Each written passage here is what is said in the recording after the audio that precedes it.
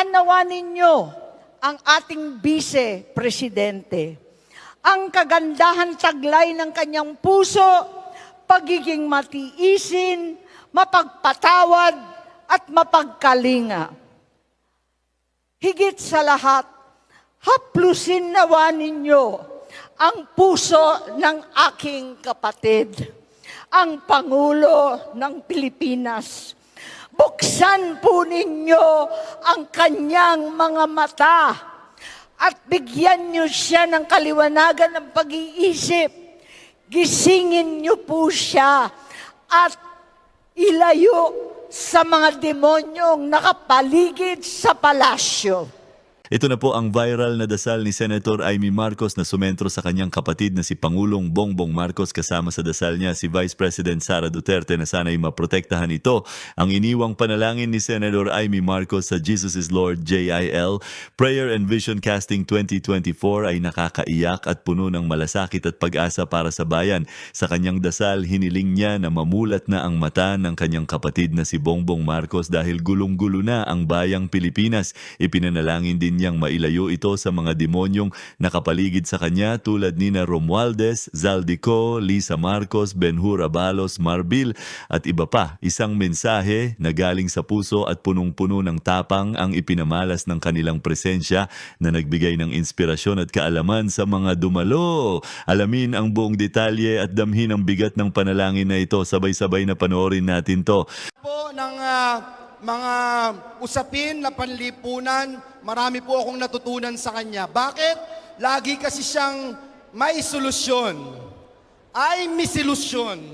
Agrikultura, ito man ay environment, ito man ay usapin ng national defense, ito may usapin ng edukasyon, even foreign policies. Napakagaling po at maaasahan.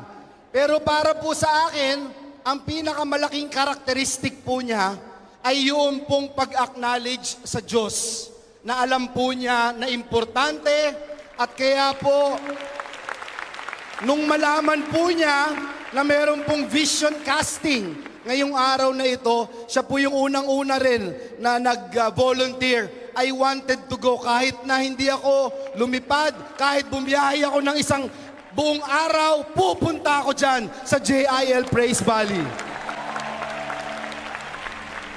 Brothers and sisters in Christ, without much ado, help me welcome, give a God bless you welcome to our friend, sister, ang ate ng bayan, Senator Amy Marcos.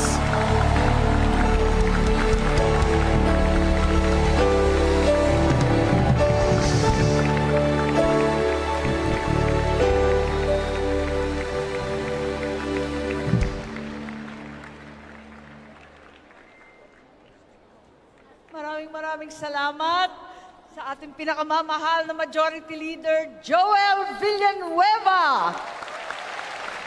At ang ating Bishop, pinagpipitagang minamahal na Brother Eddie Villanueva. Andito rin ang ating kabarkada, Norsagaray Mayor Merlin Helmar.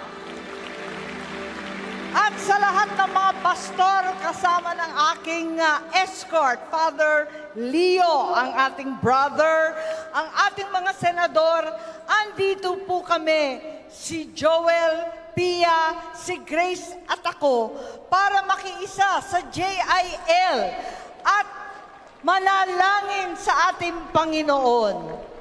Panginoon Diyos, inalay namin sa iyo sa araw na ito, bilang mga saksi ng minamahal at pinagpipitagang Brother Eddie Villanueva, ang lahat ng aming isipin, gagawin at sasabihin.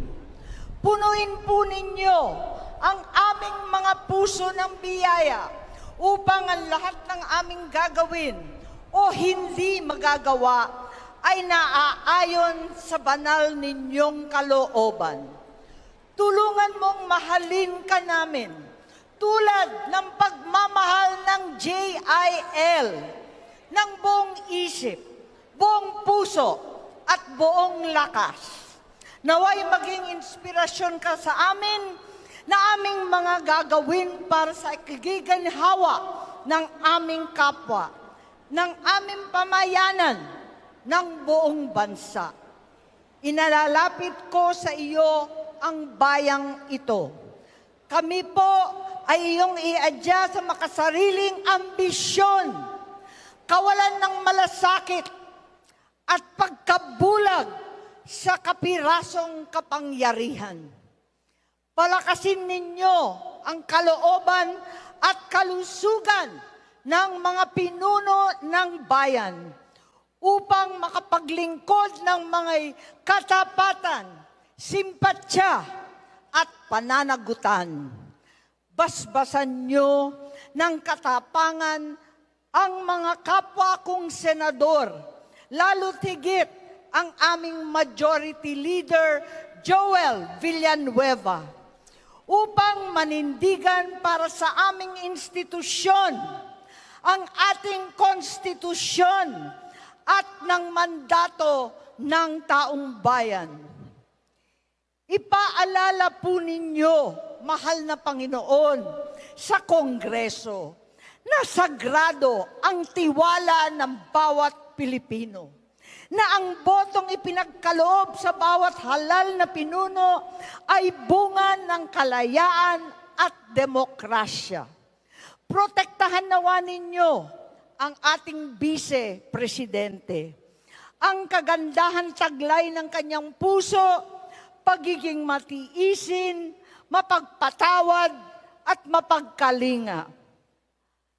Higit sa lahat, haplusin nawa ninyo ang puso ng aking kapatid, ang Pangulo ng Pilipinas.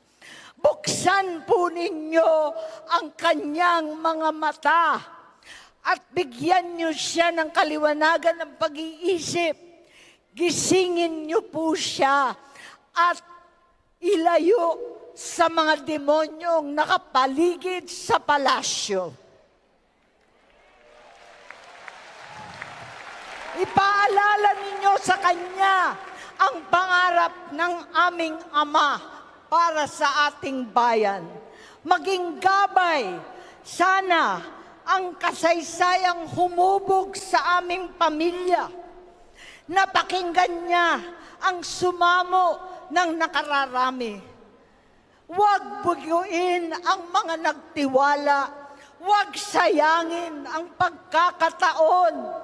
Huwag na huwag ipaubaya ang bayan sa mga sakim at uhaw sa posisyon. At sa araw ng panunungkulan, laging ihuli ang anuman pansarili. Bigyan niyo po ng lakas ng loob ang bawat Pilipinong hinahamon ng kasalukuyan. Manindigan para sa tama. Labanan ang puwersa ng mga mapanlinlang na umaabuso sa kawalang malay ng pamayanan dahil sa kakatawan ng katakawan sa kapangyarihan.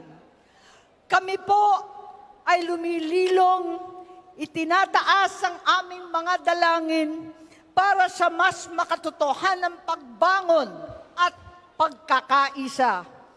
Huwag niyo pong pabayaan ang pinakamahalaga kong kapatid, ang taong bayan.